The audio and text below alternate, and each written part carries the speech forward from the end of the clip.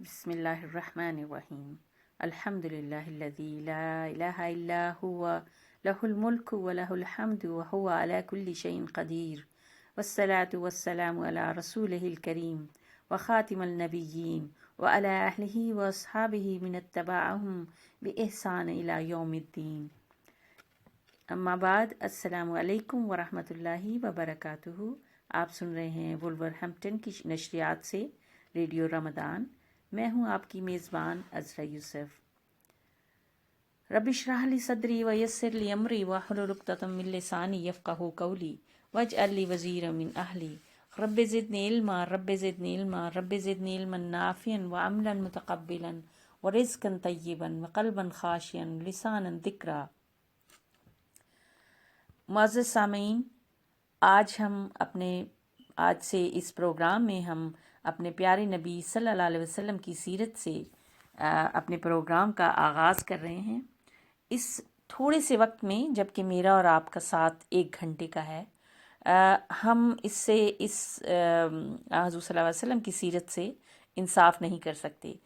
تو ہم تھوڑا تھوڑا کر کے ہر پروگرام میں ہم جتنا بھی ہو سکے ہم آپ کے ساتھ انشاءاللہ کے مختلف پہلوؤں پر روشنی ڈالیں گے، زندگی پہ ہم روشنی ڈالیں گے. اور سب سے پہلے تو ہم جانیں گے کہ حضور صلی اللہ علیہ وسلم کی زندگی سے پہلے عرب کے کیا حالات تھے اور اس وقت کیا بیک گراؤنڈ تھا، اور جو مکہ اور عرب کے تمام ارد گرد کے لوگوں کے کیا نظریات تھے، کیا خیالات تھے، کس طرح وہ رہتے تھے، اور کس طرح حضور صلی اللہ علیہ وسلم کی جو ہے زندگی وہاں پہ اس کا آغاز ہوا. آپ کو پہلے پہل جو دیکھتا اس پر آپ کی ہیبت طاری ہو جاتی. آپ صلی اللہ علیہ وسلم کے قریب جو رہتا اسے آپ سے محبت ہو جاتی. آپ صلی اللہ علیہ وسلم کے اوصاف بیان کرنے والا کہتا ہے کہ میں نے آپ جیسا کوئی نہیں دیکھا، نہ آپ کے بعد نہ آپ سے پہلے صلی اللہ علیہ وسلم. یہ رسول اکرم صلی اللہ علیہ وسلم کے بارے میں حضرت علی رضی اللہ تعالیٰ عنہ کا تبصرہ ہے. یہی تاثر ایک دوسرے انداز میں عروہ بن مسعود نے صلح حدیبیہ کے موقع پر بیان کیا تھا. کفار مکہ نے پہلے بدیل کو، پھر مکرز کو اور پھر حلیس کو آپ صلی اللہ علیہ وسلم کے پاس نمائندہ بنا کر بھیجا، لیکن انہیں کسی کی نمائندگی پسند نہیں آئی. آخر میں انہوں نے عروہ بن مسعود کو بھیجا. انہوں نے واپس آ کر کہا، اے قریش کے لوگوں، میں کسریٰ کے پاس اس کے دربار شاہی میں جا چکا ہوں، کیسر کے پاس اس کے دربار شاہی میں جا چکا ہوں، اور نجاشی کے پاس اس کے دربار شاہی میں جا چکا ہوں. اللہ کی قسم، میں نے کسی بھی بادشاہ کی کسی قوم میں وہ شان نہیں دیکھی جو شان محمد صلی اللہ علیہ وسلم کی اس کے ساتھیوں کی درمیان دیکھی ہے. سچ کہتا ہوں، میں نے ایسی قوم دیکھی ہے جو کسی صورت میں اس کا ساتھ نہیں چھوڑ سکتی. اب تم سوچ لو. یہ 2 شہادتیں ہیں.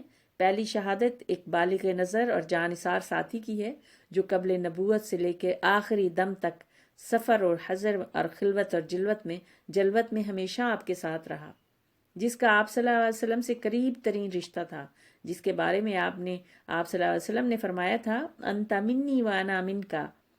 دوسری شہادت ایک مردم شناس اور جہاں دیدہ دشمن کی ہے، جس کی اپنی قوم میں معزز ترین اس کو مقام حاصل تھا. قوم کے لوگ اسے پلوٹھی کی اولاد سے زیادہ عزیز رکھتے تھے، اسی لیے بجا طور پر عظمت اور محبت کی حقیقت سے بخوبی آشنا تھا. دوست اور دشمن دونوں اس بات پر شاہد ہیں کہ محمد عربی صلی اللہ علیہ وسلم ایک باروب، دل آویز، بے مثال شخصیت کے مالک تھے.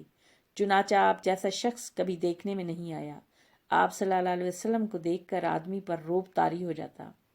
فرش خاک پر بے سر و سامان ساتھیوں کے درمیان بھی آپ صلی اللہ علیہ وسلم کی ہیبت اور عظمت کا یہ عالم تھا کہ اس کے سامنے کیسر و کسریٰ اور نجاشی تمام جاہ و جلال اور تز کے احتشام کے ساتھ اپنے تخت و تاج میں ہیچ نظر آتے تھے. ساتھ ہی آپ صلی اللہ علیہ وسلم کے اندر بلا کی شخصیت تھی. جو شخص دیکھتا، قریب سے دیکھتا، آپ کا گرویدہ ہو جاتا. آپ صلی اللہ علیہ وسلم کے ساتھی دل و جان سے آپ پر فدا رہتے. یہ محض آدمیوں کا احساس نہیں ہے، تاریخ کی بے شمار مثالیں گواہ ہیں کہ یہ ایک احساس تھا. پھر یہ احساس آپ صلی اللہ علیہ وسلم کی زندگی تک ہی محدود نہیں رہا. گزر جانے کے بعد بھی آج آپ صلی اللہ علیہ وسلم کی سیرت پڑھنے سے یہی احساس ہوتا ہے کہ کوئی بھی انصاف پسند دوست ہو یا دشمن اس سے انکار نہیں کر سکتا. تو سامعین، رسول صلی اللہ علیہ وسلم کی کامل اطاعت کا نام اسلام ہے، جس پر انسان کی فلاح و نجات کا دار و مدار ہے. حقیقی اطاعت کی بنیاد اور روح یہی محبت اور تعظیم ہے. یہ دونوں جذبات کسی کے بارے میں جتنے زیادہ ہوتے ہیں اس کی اطاعت اتنی ہی کامل اور پائیدار ہوتی ہے. آسانی سے بے چناؤ ہوتی ہے، ذوق و شوق سے ہوتی ہے، جوش اور ولولہ سے ہوتی ہے، اور شرف و عزت سمجھ کر ہوتی ہے. پھر آدمی اطاعت پر ہی قناعت نہیں کرتا، ایک قدم آگے بڑھ کر اتباع کی کوشش کرتا ہے. اپنے پیشوا کی ایک ایک بات اور ایک ایک ادا کو محبت اور عظمت کی نگاہ سے دیکھتا ہے، اور اپنے آپ کو اسی رنگ میں رنگنے کی فکر کرتا ہے. سرور عالم سے عقی محبت اور عقیدت اور آپ صلی اللہ علیہ وسلم کی عظمت اور برتری کے احساس کی اس کیفیت کو پیدا کرنے اور پروان چڑھانے کا واحد ذریعہ ہے کہ حضور صلی اللہ علیہ وسلم کی سیرت پاک کا مطالعہ کیا جائے، ان کے بارے میں زیادہ سے زیادہ جاننے کی کوشش کی جائے. کیونکہ جتنا ہم زیادہ جانیں گے، جتنا آپ کی سیرت کا مطالعہ کریں گے، تو یہ جذبہ خود بخود اندر پیدا ہوتا ہے، پیدا کرنا نہیں پڑتا. تو اس کا بار بار مطالعہ ہونا چاہیے، بار بار ان کے بارے میں جاننا چاہیے. جتنا ہم زیادہ جانیں گے اتنی ہی ہمارے اندر حضور صلی اللہ علیہ وسلم کی محبت زیادہ ہوگی. رسول صلی اللہ علیہ وسلم کا اتباع جس سے اللہ کی خوشنودی حاصل ہوتی ہے، اس کا مطلب یہی ہے کہ آدمی کے سیرت و کردار میں اپنی صلاحیت اور کوشش کے مطابق رسول صلی اللہ علیہ وسلم کی شخصیت کی جھلک نظر آئے. اب اگر کسی کو حوصلہ ہے ایسی شخصیت کی تعمیر کا جس میں کشش اور دل آویزی ہو، عظمت اور بزرگی ہو، رعب اور دبدبہ ہو، تو اس کے لیے ضروری ہے کہ نبی کریم صلی اللہ علیہ وسلم کی سیرت کو بنیاد بنائے، ان کا مطالعہ کرے. کہ آپ کی سیرت کا مطالعہ تمام سیرتوں سے بے نیاز کر سکتا ہے، لیکن تمام عظیم ہستیوں کی سیرت کا مطالعہ آپ کی سیرت سے بے نیاز نہیں کر سکتا. محمد صلی اللہ علیہ وسلم ہوتی ہے سحر پیدا. سبحان اللہ. حضور صلی اللہ علیہ وسلم کا جو بیک گراؤنڈ ہے وہ ہم جانتے ہیں کہ دین ابراہیمی عرب میں زیادہ نہیں ٹھہرا تھا، پورے ملک میں بت پرستی پھر سے پھیل گئی تھی. حضرت ابراہیم علیہ السلام تو خالص توحید کے داعی تھے اور شرک و بت پرستی سے بے نیاز. انہوں نے تو اتنی بڑی قربانی دی، اپنے گھر والوں کو چھوڑا، ان کو آگ میں ڈالا گیا، لیکن انہوں نے بت پرستی نہیں کی. تو یہ پھر لوگوں کو کیا ہو گیا؟ یہ شرک کہاں سے آیا؟ بت پرستی کو کیسے فروغ ہوا؟ بات یہ تھی کہ ابراہیم علیہ السلام اور اسماعیل علیہ السلام سے عربوں کو بے انتہا عقیدت تھی، اور کعبہ چونکہ انہی دونوں کی تعمیر تھی اس لیے ان کو کعبہ سے بھی بڑی محبت تھی. پھر یہ محبت اسی تک محدود نہ رہی، اس کے ارد گرد جتنے پتھر تھے وہ بھی ان کے نزدیک بہت محبوب اور متبرک بن گئے. اب وہ اگر مکہ سے باہر جاتے، چاہے روزگار کے لیے اور چاہے کارواں کے لیے، تو وہاں کا ایک پتھر بھی ساتھ لے لیتے. ان کا خیال تھا کہ اس سفر میں برکت ہوگی اور مقصد میں کامیابی. پھر بات یہیں تک نہ رہی، جو لوگ مکہ سے دور رہتے تھے وہ بھی کعبہ کے پاس سے پتھر اٹھا کر لے گئے اور اپنے یہاں نصب کر لیے. اب وہ کعبہ کی طرح ان کا طواف کرتے اور حجر اسود کی طرح ان کو بوسہ دیتے تھے. اسی طرح وہ عقیدہ جس کے خلاف ابراہیم علیہ السلام نے بہم جہاد کیا، عرب میں پھر لوٹ آیا. اور یہ ہوتے ہوتے یہ عقیدہ اتنا زیادہ پھیلا، اور یہاں تک کہ جو لوگ تھے وہ جو آتش فشاں پہاڑ پھٹتے تو لاوے کی شکل میں جو پتھر نکلتے، ان کے بارے میں تصور تھا کہ یہ ٹوٹے ہوئے تارے ہیں جو آسمان سے زمین میں آ گئے ہیں. تو وہ پتھروں کو بھی مقدس سمجھتے تھے، اور اس لیے جن پتھروں کے بارے میں انہیں گمان ہوتا کہ اس تاروں سے ٹوٹے ہوئے، ان کو وہ بہت ہی ان کی تعظیم کرتے، اور پھر عظمت کا یہ تصور اور آگے بڑھا اور ان کی پوجا کرنے لگے. نسلوں پہ نسلیں گزرتی گئیں یہاں تک کہ یہ عقیدہ بالکل پختہ ہو گیا. پھر وہ ایک قدم اور آگے بڑھے اور یعنی اب وہ پتھروں کو خود تراشتے، خود اپنی پسند کے مجسمے بناتے اور جس بزرگ یا دیوتا سے چاہتے انہیں منسوب کر دیتے، نیز جو دل چاہتا ان کا نام رکھ لیتے۔ پھر آگے اس سے آگے بڑھے تو مکہ میں سب سے پہلے جو اصل میں بت داخل ہوا اور پھر صحن کعبہ میں نصب ہوا وہ حبل کا بت تھا۔ اس کو لانے والے شخص عمرو بن لحیی تھا۔ یہ کہیں سفر کر رہا تھا کہ راستے میں ایک مقام سے گزر ہوا، دیکھا لوگ مورتیاں پوج رہے ہیں، اس کو یہ منظر بہت بھلا لگا، چنانچہ ان سے اس نے کہا کہ ایک مورتی ہمیں بھی دے دو، ہم اپنے یہاں لے جائیں گے اور ہم بھی اس کی پوجا کریں گے۔ وہ لوگ تو بخوشی راضی ہو گئے اور یہ مورتی لے کے مکہ آ گیا۔ پھر رفتہ رفتہ کعبے میں اور مورتیاں آئیں اور ان میں سے دو مشہور مورتیاں اساف اور نائلہ بھی تھیں۔ یہ چاہے زمزم پر نصب تھیں کیونکہ اس وقت وہ بالکل پٹ چکا تھا، بتھیرے تو اس کے نام تک سے ناآشنا تھے۔ پھر یہی نہیں، بیشتر قبیلوں کی اپنی اپنی مورتیاں بھی تھیں جو ادھر ادھر سے مختلف علاقوں میں نصب تھیں۔ مثلاً عزا یہ قریش کی سب سے بڑی مورتی تھی، لات طائف میں ایک قبیلہ تھا، ثقیف یہ اس کی مورتی تھی، منات یہ مدینہ میں دو مشہور قبیلے تھے، اوس اور خزرج یہ ان کی مورتی تھی۔ اس کے علاوہ اور بھی بہت ساری مورتیاں تھیں۔ یہ وہی گھر تھا جسے ابراہیم علیہ السلام اور اسماعیل علیہ السلام نے اپنے مقدس ہاتھوں سے بنایا تھا، بڑی آرزوؤں اور تمناؤں سے بنایا تھا، اور جس کے بنانے میں ہی اپنا خون پسینہ ایک کر دیا تھا۔ کیوں؟ صرف اس لیے کہ یہ توحید کا مرکز بنے اور رب کا سب سے بڑا گھر بنے، لیکن قوم نے ساتھ نہ دیا اور یہی خانہ خدا بت خانہ بن گیا۔ تو جس باپ نے بتوں کے خلاف بغاوت کر کے پوری قوم کی دشمنی مول لی تھی، اب اسی باپ کی اولاد بتوں کی پاسباں بنی ہوئی تھی۔ مکہ میں نہ جانے کتنے انقلاب آئے اور گزر گئے، نہ جانے کتنی نسلیں آئیں اور مٹ گئیں، نہ جانے کتنی قومی حکمراں ہوئیں اور بے دخل ہو گئیں، یہاں تک کہ باغ دوڑ قصی کے ہاتھ میں آئی۔ یہ کلاب کے بیٹے تھے اور اسماعیلی خاندان سے تھے۔ قریبی رشتہ داروں اور عزیزوں نے بھی ساتھ دیا اور ہر طرح سے ان سے تعاون کیا۔ مکہ میں اب تک خیمے ہی خیمے تھے، عمارتوں کا نام و نشان نہ تھا۔ کسی میں یہ ہمت نہ تھی کہ سرزمین کعبہ میں کوئی گھر تعمیر کرے یا کوئی اور عمارت بنوائے جو بیت اللہ سے اونچی ہو۔ قصی پہلے شخص ہیں جنہوں نے یہ ہمت کی، انہوں نے ایک عمارت بنوائی اور اس کا نام دار الندوہ رکھا۔ وہاں وہ اشراف مکہ کو جمع کر کے شہری مسائل پر غور کرتے اور اہم معاملات میں ان سے مشورہ لیتے تھے۔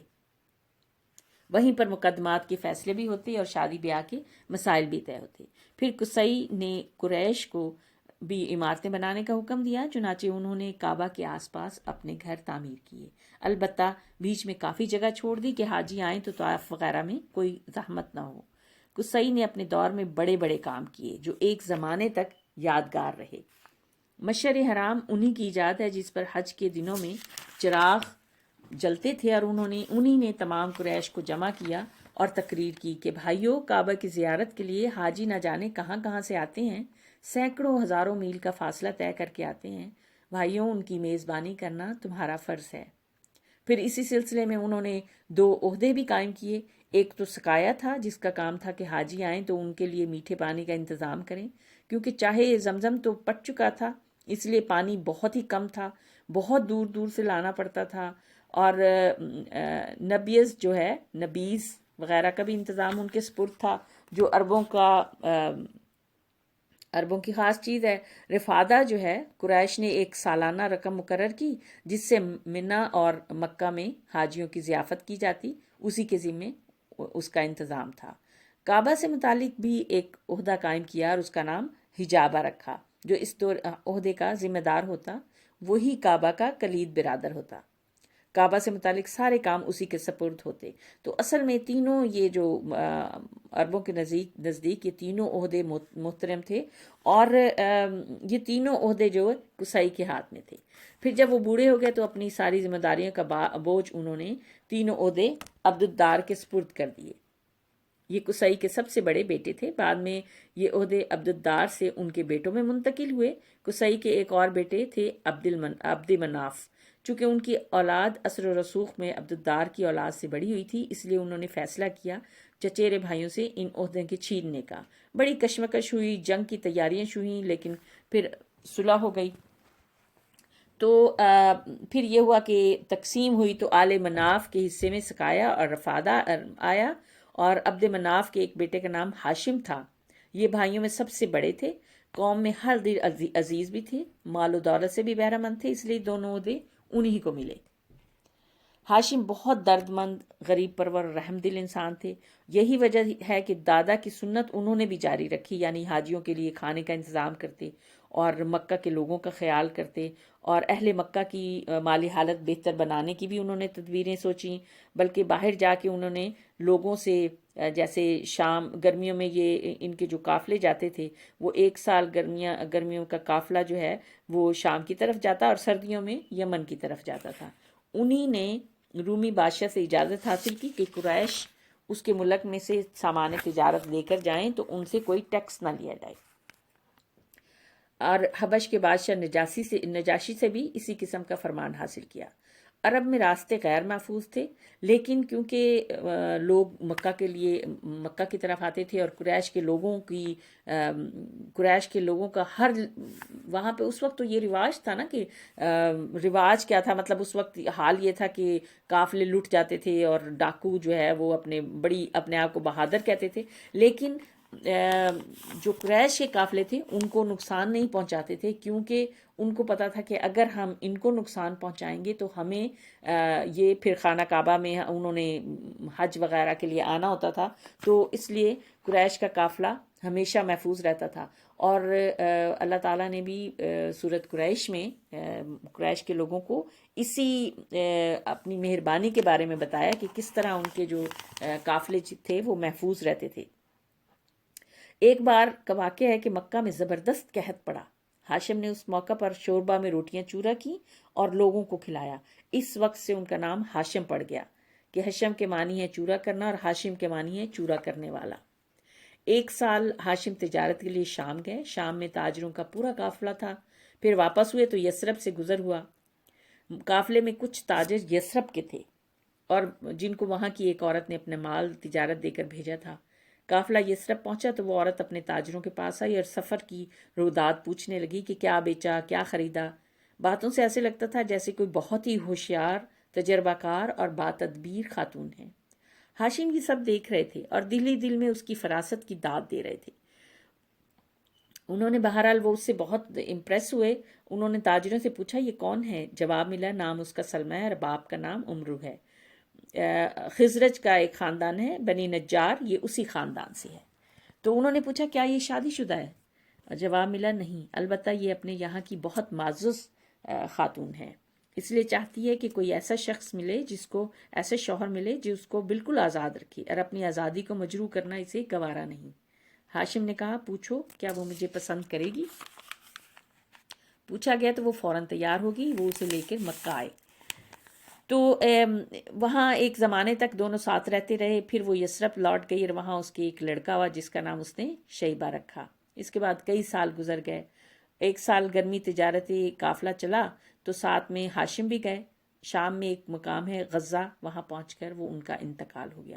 یہ ان کے بھائی تھے، شیبہ مطلب کے بھائی تھے، اور یہ یثرب میں ماں کے پاس رہ رہے تھے۔ اب مطلب کو مطلب کو ان کی فکر ہوئی، انہوں نے طے کیا کہ بھتیجے کو مکہ میں لائیں کہ یہیں ان کا دودھیال تھا، یہیں باپ کا پورا خاندان تھا۔ چنانچہ مطلب اس غرض سے یثرب گئے۔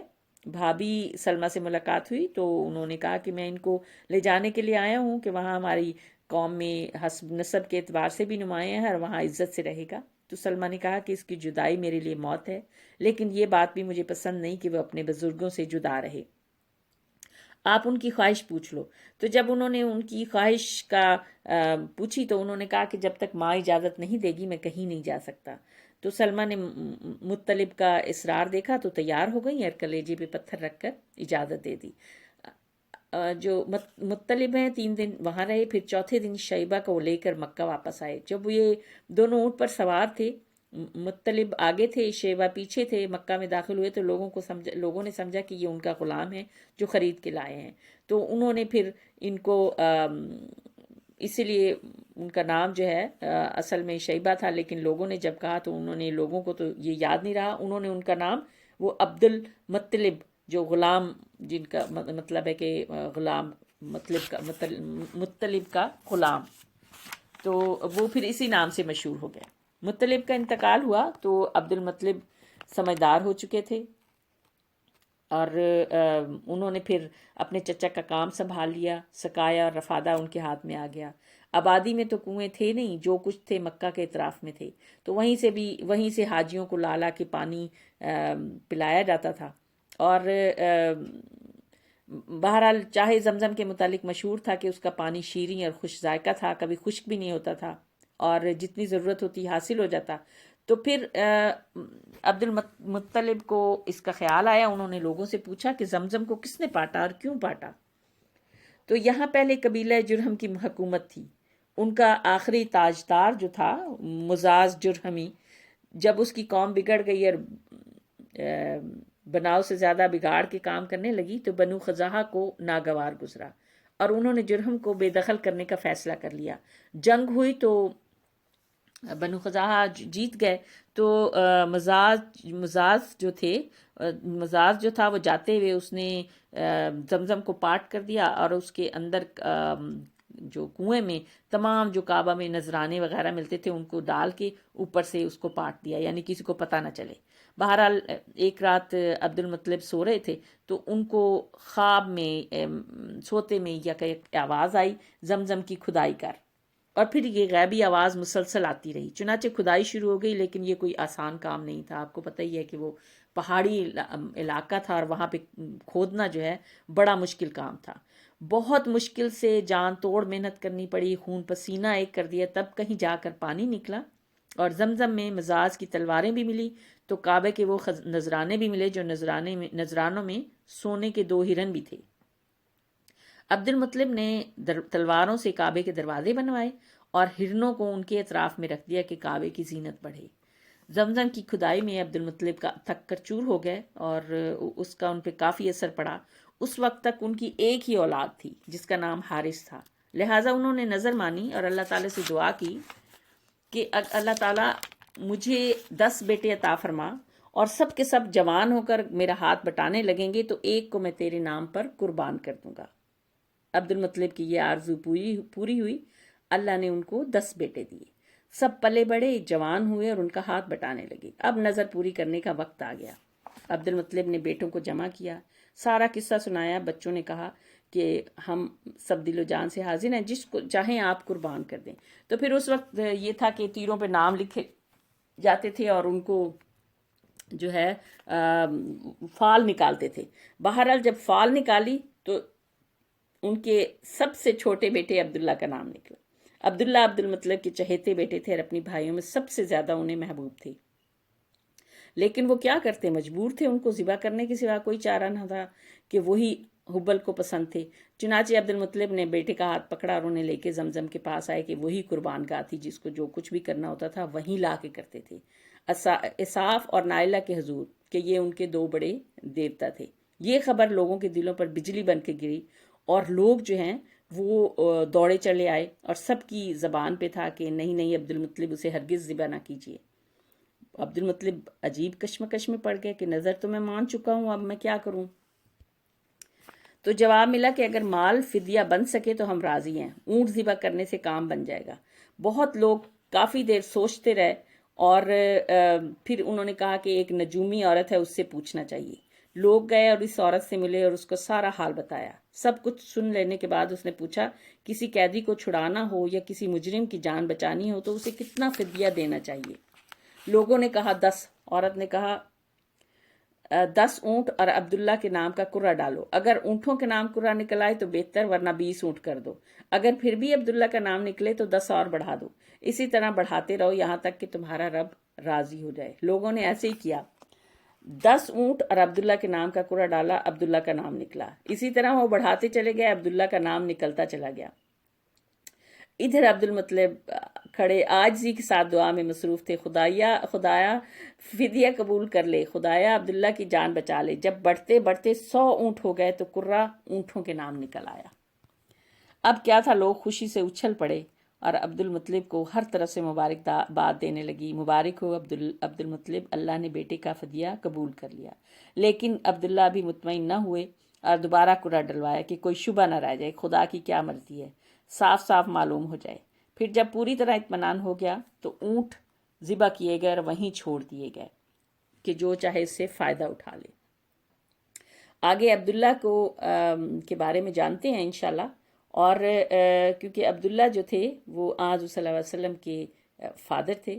عبداللہ کو بہت ہی خداداد حسن ملا تھا، اٹھتی ہوئی جوانی تھی جو حسن کو دوبالا کر رہی تھی۔ چہرہ کیا تھا، چاند کا ٹکڑا تھا، ہر دیکھنے والی آنکھ ان پہ فدا تھی اور بتھیری عورتیں ان سے شادی کی خواہش مند تھیں۔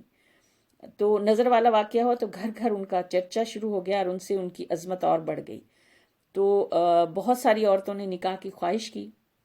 خوش قسمت کون تھی، یہ جاننے کے لیے انشاءاللہ ملتے ہیں بریک کے بعد۔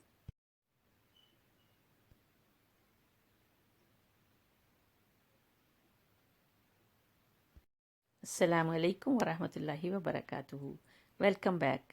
آپ سن رہے ہیں ولورہمپٹن کی نشریات سے ریڈیو رمضان۔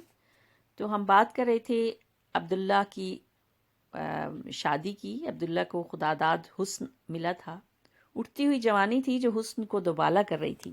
چہرہ کیا تھا، چاند کا ٹکڑا تھا، ہر دیکھنے والی آنکھ ان پر فدا تھی اور بہت ساری عورتیں ان سے شادی کی خواہش مند تھیں۔ اور کیونکہ ان کی نظر والا قصہ تو بہت ہی مشہور تھا، گھر گھر چرچا ہو چکا تھا، اس سے ان کی عظمت اور بڑھ گئی تھی اور سب دل و جان سے انہیں چاہنے لگے تھے۔ چنانچہ بہت سی عورتوں نے نکاح کی خواہش کی، لیکن اللہ تعالیٰ نے بی بی فاطمہ کو چنا ہوا تھا۔ وہ قریش کی سب سے معزز خاتون تھی اور بنی زہرہ کے سردار کی بیٹی تھیں۔ باپ نے بیٹے کی طرف سے نکاح کا پیغام دیا تو بی بی آمنہ کے گھر والوں نے اسے باعث شرف سمجھا۔ چٹ منگنی پٹ بیاہ ہو گیا۔ دستور تھا کہ دلہا شادی کے بعد 3 دن سسرال میں رہتا۔ تو عبداللہ بھی 3 دن سسرال میں رہے، پھر گھر چلے آئے، تو ساتھ ہی دلہن بھی آئی۔ اس وقت عبداللہ کی عمر تقریباً 17 سال تھی۔ شادی کو ابھی کچھ ہی دن ہوئے تھے کہ تاجروں کا ایک قافلہ شام جا رہا تھا، اس کے ساتھ عبداللہ بھی ہو لیے۔ پھر واپسی میں مدینہ سے گزرے تو یہاں کیونکہ ان کے باپ کا ننہال تھا، تھکے تو تھے ہی، دم لینے کے لیے ٹھہر گئے۔ اتفاق سے بیمار پڑ گئے، ساتھیوں نے انہیں وہیں چھوڑ دیا اور مکہ کا رخ کیا۔ وہاں پہنچ کر باپ کو بیماری کی خبر دی۔ جب عبد المطلب نے بیماری کا حال سنا تو فوراً بڑے بیٹے حارث کو مدینہ دوڑایا کہ جا کر بھائی کی تیمارداری بھی کریں اور جب اچھے ہو جائیں تو اسے ساتھ لے کے آئیں۔ لیکن عبداللہ ان کے پہنچنے سے پہلے ہی ان کا انتقال ہو چکا تھا اور جسم بھی سپرد خاک کر چکے تھے۔ تو کسے معلوم تھا کہ شام کا یہ سفر آخرت بننے والا ہے، اور جہاں عبداللہ کی جان بچانے کی تدبیر کا سراغ لگا تھا وہیں اللہ کا فرشتہ بھی پروانہ موت لے کر اترنے والا ہے۔ مدینہ جہاں سے لوگ کل عبداللہ کی نئی زندگی کا پیغام لے کے آئے تھے، آج وہیں سے عبداللہ کی وفات کی حسرتناک خبر آ رہی تھی۔ ہر طرف رنج و غم تھا اور بی بی آمنہ کا تو سہاگ ہی اجڑ گیا، دل کی دنیا ویران ہو گئی۔ اور جو خاتون قریش کی نازنینوں کی نگاہ میں قابل رشک بنی ہوئی تھی، آج اس کی حالت قابل رحم تھی۔ عبداللہ کا انتقال ہوا تو بی بی آمنہ جو تھیں وہ امید سے تھیں، اور اللہ تعالیٰ نے عبداللہ سے جو کام لینا تھا وہ پورا ہو چکا تھا، تو اللہ نے انہیں اٹھا لیا۔ اب کوئی فدیہ کام نہیں آ سکتا تھا، تقدیر کا فیصلہ اٹل تھا۔ ہوئی پہلو آمنہ سے ہویدا، دعائے خلیل اور نوید مسیحا۔ دوشنبہ کا دن تھا، ربیع الاول کی 12 تاریخ تھی کہ آمنہ کے ہاں بی بی آمنہ کے ہاں ولادت ہوئی۔ نومولود بچہ بہت ہی خوبصورت تھا، چاند بھی اس کے سامنے پھیکا تھا۔ بی بی آمنہ نے اپنے خسر عبد المطلب کو خبر کی کہ آ کر پوتے کو دیکھ لیں۔ عبد المطلب دوڑے ہوئے آئے، نظر پڑتے ہی کھل اٹھے کہ ایک تو لڑکا تھا اور وہ بھی عبداللہ کا۔ وہ خوشی سے نہال ہو گئے، بچے کو گود میں لیا، سینے سے لگایا، ماتھے پہ بوسہ دیا اور پھر اسے ساتھ لیے ہوئے کعبہ پہنچے اور اس کا طواف کیا۔ بچے کا نام محمد صلی اللہ علیہ وسلم رکھا۔ محمد کے معنی ہیں ہر لحاظ سے قابل تعریف، وہ جسے سب پسند کریں۔ پھر ولادت کے دن 7ویں دن عبد المطلب نے اونٹ ذبح کرایا اور قریش کی دعوت کی۔ لوگ کھانے سے فارغ ہو گئے تو کسی نے پوچھا کہ عبد المطلب کیا وجہ ہے کہ آپ نے پوتے کا نام محمد رکھا ہے، خاندانی نام کیوں نہیں رکھا؟ عبد المطلب بولے، میں نے چاہا کہ آسمان پر بھی اس کی تعریف ہو اور زمین پر بھی، خالق کو بھی وہ پیارا ہو اور خلقت کو بھی۔ سبحان اللہ۔ قریش میں اونچے گھرانے کی عورتیں اپنے بچوں کو دودھ خود نہیں پلاتی تھیں، دیہاتوں سے دائیوں کی ٹولیاں آتی، وہ بچوں کو اپنے ساتھ لے جاتی اور دودھ پلاتی، ان کی پرورش کرتی، اور پھر جب وہ بڑے ہو جاتے تو واپس کر جاتی اور دوسرے بچے لے جاتی۔ اس طرح بچے خوب تندرست بھی رہتے تھے اور فصیح عربی بھی سیکھ لیتے تھے۔ مگر دائیوں کے آنے کے موسم متعین تھے۔ محمد صلی اللہ علیہ وسلم کی ولادت ہوئی تو اس وقت کوئی دائی نہ ملی۔ عبداللہ کا بھائی تھا ابو لہب، اس کے ایک باندی تھی صوبیہ۔ 2-3 دن آمنہ نے خود دودھ پلایا اور پھر بچے کو صوبیہ کے حوالے کر دیا کہ جب تک کوئی دائی نہ ملے اس کو وہ دودھ پلائے۔ صوبیہ نے بس کچھ ہی دن پلایا تھا کہ قبیلہ بنی سعد کی دائیاں آ گئیں۔ دائیاں بچے تلاش کرنے لگیں، وہ گھروں میں جاتیں اور ماؤں کو اپنی خدمات پیش کرتیں۔ ساری دائیوں نے بچے چن لیے اور ایک ہی بچہ رہ گیا اور وہ تھا عبداللہ کا بیٹا محمد۔ دائیوں نے تو سنا ہوا تھا کہ محمد یتیم ہے، باپ کے سایہ سے محروم ہے صلی اللہ علیہ وسلم، اس لیے انہوں نے اس کی طرف توجہ نہ دی۔ انہوں نے اس کی پرورش کو حقیر جانا، اس کو دودھ پلانا بے سود سمجھا۔ وہ بولی، اس یتیم کو لے کر کیا کریں گے؟ اس کا دادا ہمیں کیا دے گا؟ ماں سے بھی کیا مل جائے گا؟ اس لیے کہ ان کی قسمت میں وہ خوش قسمتی، وہ برکت نہیں تھی۔ حلیمہ بھی ساتھ تھیں۔ حلیمہ کو کوئی بہت ہی لاغر تھیں، کمزور تھیں، اور ابو ذئب کی بیٹی حلیمہ مفلسی کا شکار تھیں، اور ان کو بھی کوئی بچہ نہیں ملا۔ تو جب واپسی کا وقت آ گیا اور دائیوں کے گھر لوٹنے کا ارادہ کیا تو ہر ایک خوش تھی کہ اس کے گود میں بچہ تھا۔ حلیمہ کا شوہر بھی اس کے ساتھ تھا۔ حلیمہ نے اس سے کہا، باخدا مجھے شرم آتی ہے کہ ساری سہیلیوں کی گودیں بھری ہوئی ہوں اور میری ہی گود خالی رہے۔ میں تو جاتی ہوں، اسی یتیم کو لے لیتی ہوں۔ خالی ہاتھ لوٹنے سے یتیم کو لے جانا بہرحال بہتر ہے۔ شوہر نے کہا، جاؤ لے آؤ، کیا حرج ہے، ہو سکتا ہے کہ اللہ تعالیٰ اسی میں برکت دے۔ چنانچہ حلیمہ بچے کو لینے کے لیے آمنہ کے پاس پہنچی۔ آمنہ کو بہت دکھ تھا کہ ان کے لال کو کسی نے نہیں پوچھا۔ سہیلیوں کے بچے ہاتھوں ہاتھ لیے پر ان کے جگر پارہ کو لینا گوارا نہ کیا۔ حلیمہ نے بچے کو لیا تو آمنہ کا بجھا ہوا چہرہ بھی خوشی سے دمک اٹھا۔ حلیمہ نے محمد صلی اللہ علیہ وسلم کو چھاتی سے لگایا تو حالانکہ اس کے پاس برائے نام دودھ تھا، لیکن حلیمہ کی حیرت کی انتہا نہ رہی کہ دودھ منہ میں دیتے ہی دودھ کی سوتیں جاری ہو گئیں اور بچے نے دل بھر کے دودھ پیا۔ محمد سیر ہو چکے تو حلیمہ کے بچے نے بھی جی بھر کر پیا، حالانکہ اس سے پہلے تنہا اسی کے لیے دودھ ناکافی ہوتا تھا۔ حلیمہ کی ایک اونٹنی تھی، دبلی پتلی، بالکل مریل سی۔ بھوک لگی تو شوہر اسے دوہنے کے لیے اٹھے تو آنکھیں پھٹی کی پھٹی رہ گئیں۔ وہ تھن جو ہمیشہ سوکھا رہتا تھا آج بالکل بھرا ہوا تھا اور دودھ خود بخود ٹپکا پڑ رہا تھا۔ شوہر نے خود بھی پیا، بیوی کو بھی پلایا، دونوں نے جی بھر کر پیا۔ رات ہوئی تو دونوں نے بچوں کو پہلو میں سلایا، پھر خود بھی سو رہے۔ پھر صبح ہوئی تو شوہر بولا، حلیمہ کیا خیال ہے؟ باخدا بہت مبارک بچہ پا گئی تم۔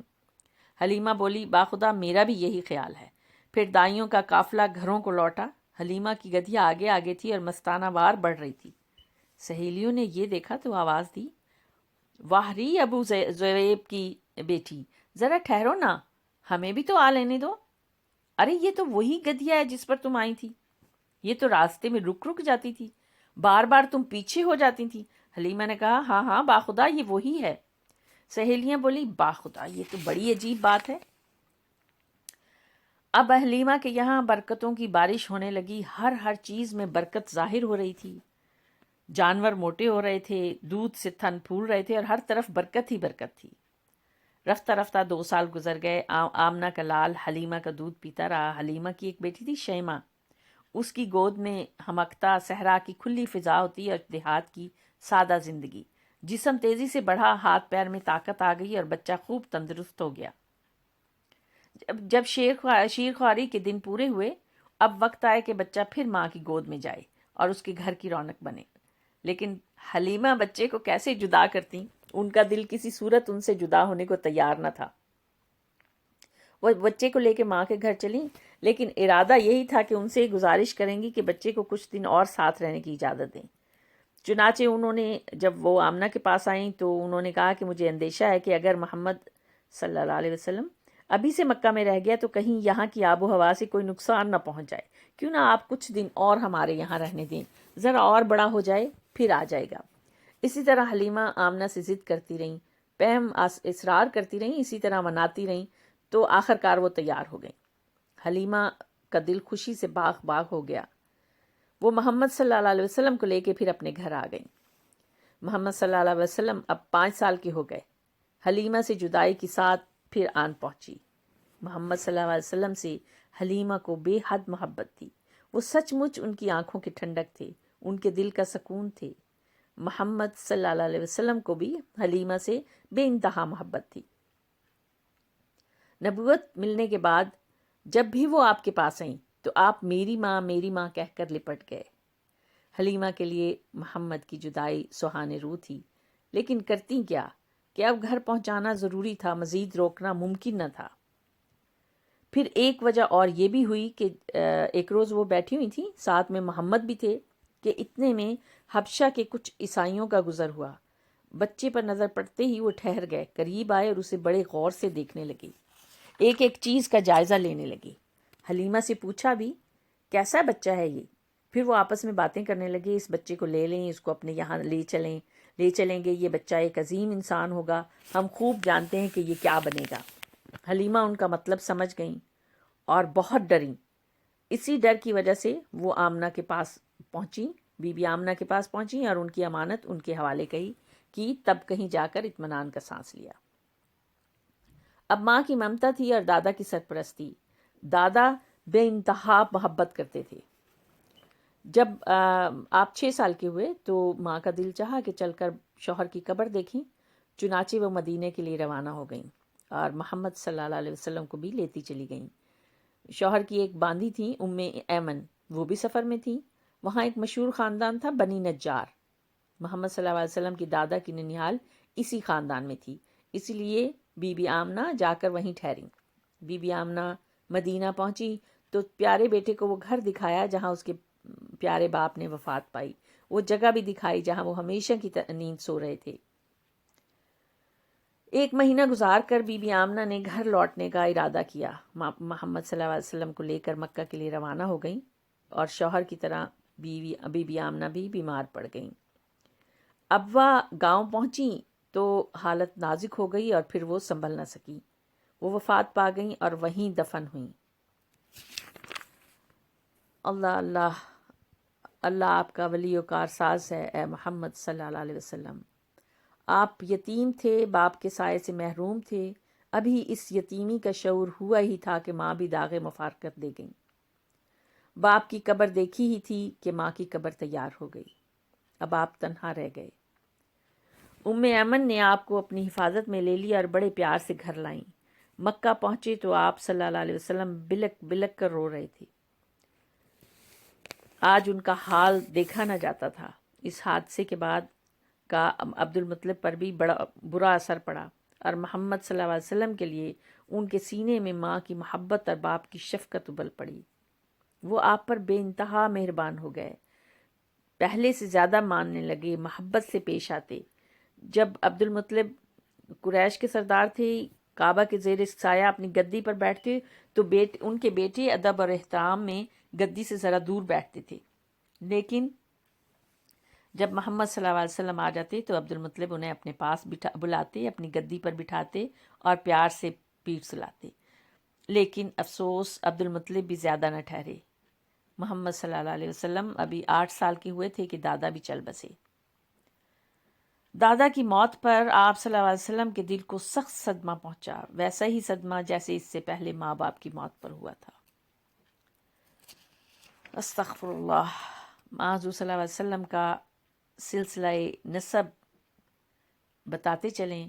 سیدنا ابو القاسم محمد صلی اللہ علیہ وسلم بن عبداللہ بن عبد المطلب بن ہاشم بن عبد مناف بن قصی بن کلاب بن مرہ بن کعب بن لوی بن غالب بن فہر بن مالک بن نضر بن کنانہ بن خزیمہ بن مدرکہ بن الیاس بن مدر بن نزار بن معد بن عدنان۔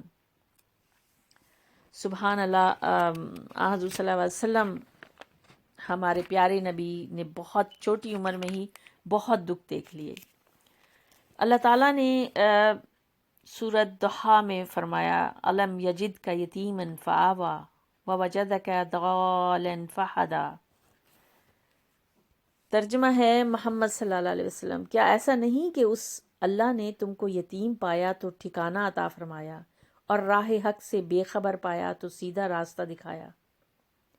بے شک ایسا ہی ہے۔ ماں باپ کی آنکھیں بند ہوئیں تو محمد صلی اللہ علیہ وسلم اللہ کی رحمتوں سے محروم نہیں ہوئے۔ یہ اسی کا فضل و کرم ہی تھا کہ آپ صلی اللہ علیہ وسلم کو ایسے دادا ملے جو آپ پر ماں باپ کی طرح قربان تھے، ایسے چچا ملے جنہوں نے کبھی یتیمی کا احساس تک نہ ہونے دیا۔ دادا عبد المطلب کا انتقال ہوا تو ابو طالب نے آپ صلی اللہ علیہ وسلم کو اپنے سایہ عاطفت میں لے لیا۔ یہ عبد المطلب کے بیٹے تھے اور آپ کے چچا تھے۔ باپ نے اپنی موت سے پہلے ان کو آپ کا سرپرست بنا دیا تھا اور وصیت کر کے گئے تھے کہ محمد صلی اللہ علیہ وسلم کا خیال رکھنا اور ان کی خیر خواہی میں کوئی کسر نہ اٹھا رکھنا۔ ویسے تو عبد المطلب کی کئی بیویاں تھیں اور ان بیویوں سے 10 بیٹے تھے۔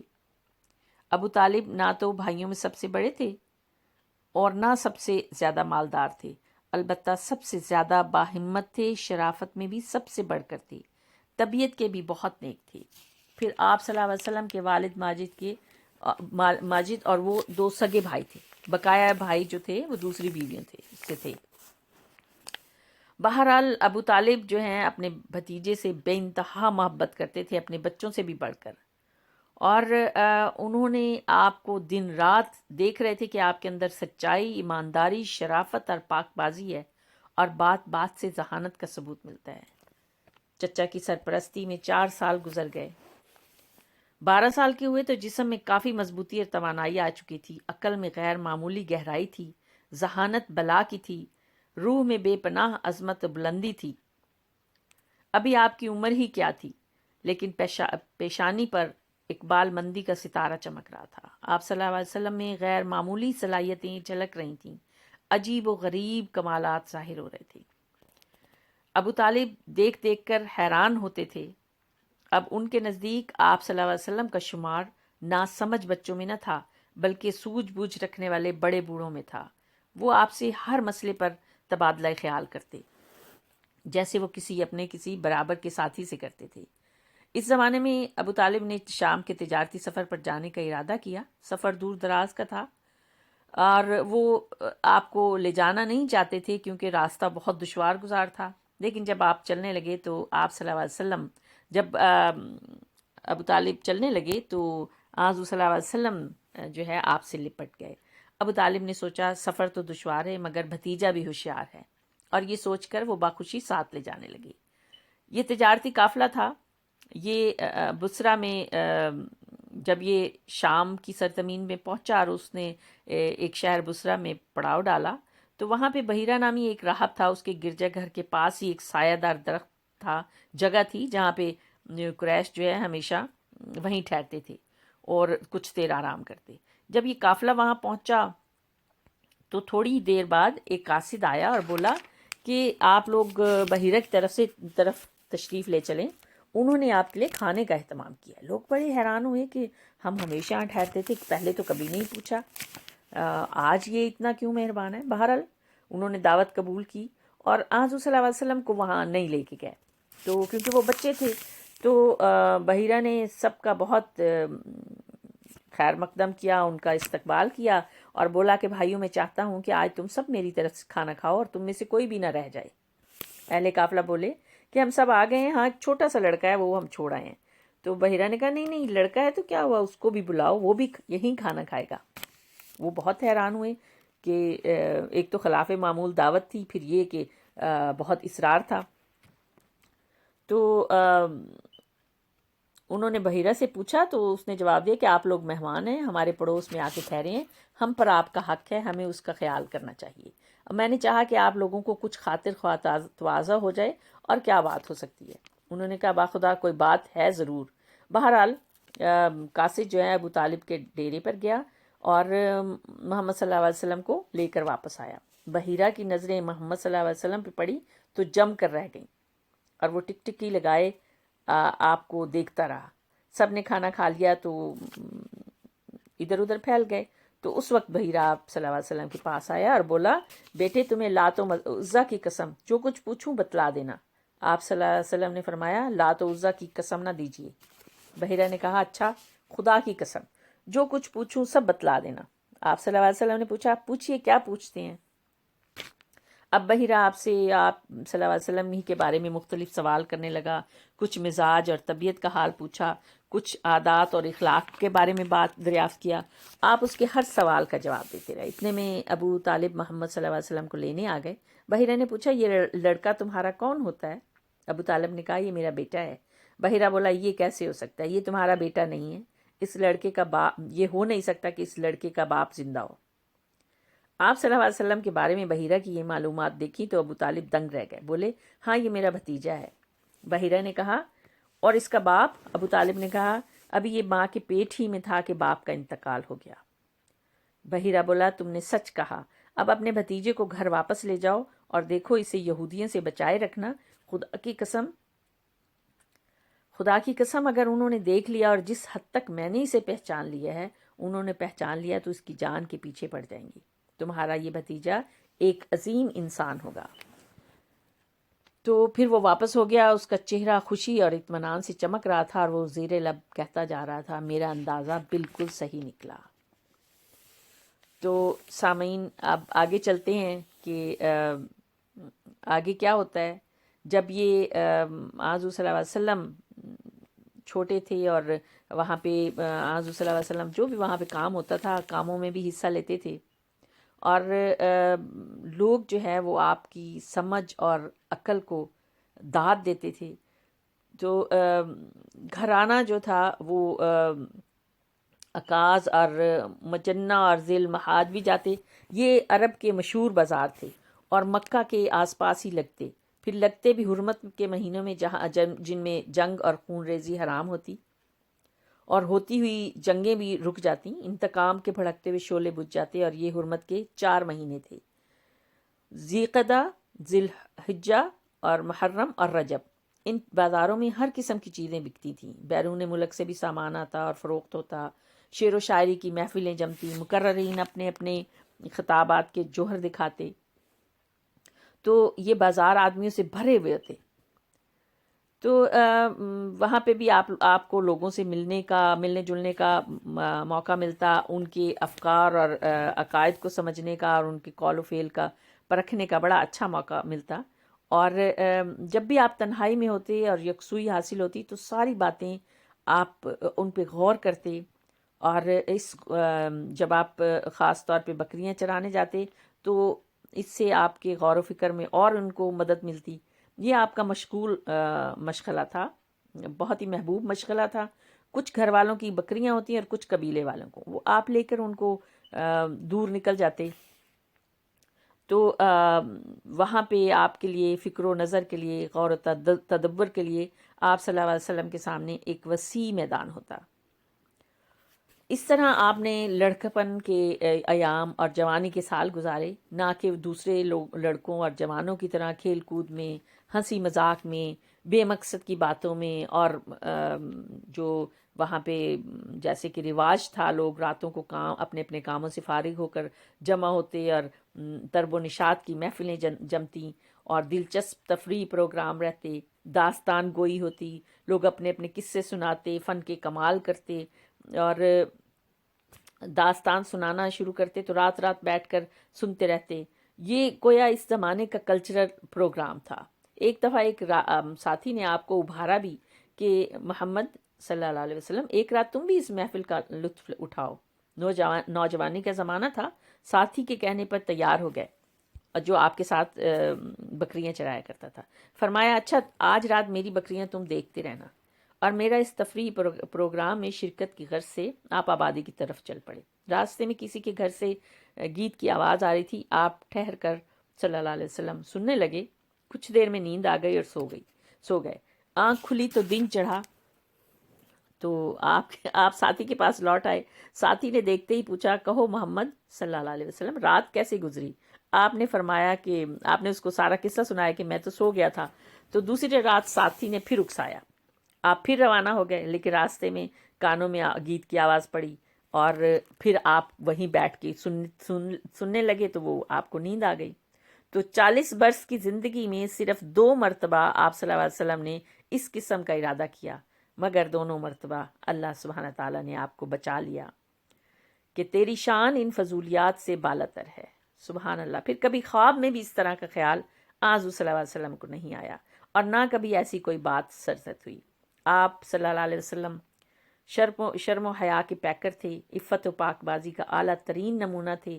سچائی کے لیے پوری قوم میں مشہور تھے. دیانت داری اور ایمانداری تو میں اپنی مثال آپ تھے. اہل مکہ نے اگر آپ کو صلی اللہ علیہ وسلم کو امین کا خطاب دیا تو کوئی حیرت کی بات نہیں تھی. آپ کو یہی خطاب زیب دیتا تھا اور آپ ہی کو زیب دیتا تھا. سبحان اللہ. آپ کے کمالات. آپ نے جوانی میں تیر اندازی سیکھی. جوان ہوئے تو فن سپہ گری میں مہارت حاصل کی. جنگ فجار ہوئی تو چچاؤں کے دو بدو دوش بدوش آپ نے اس میں حصہ لیا اور یہ تاریخ کی بہت بڑی جنگ تھی جو قریش اور حوازن کے درمیان ہوئی تھی.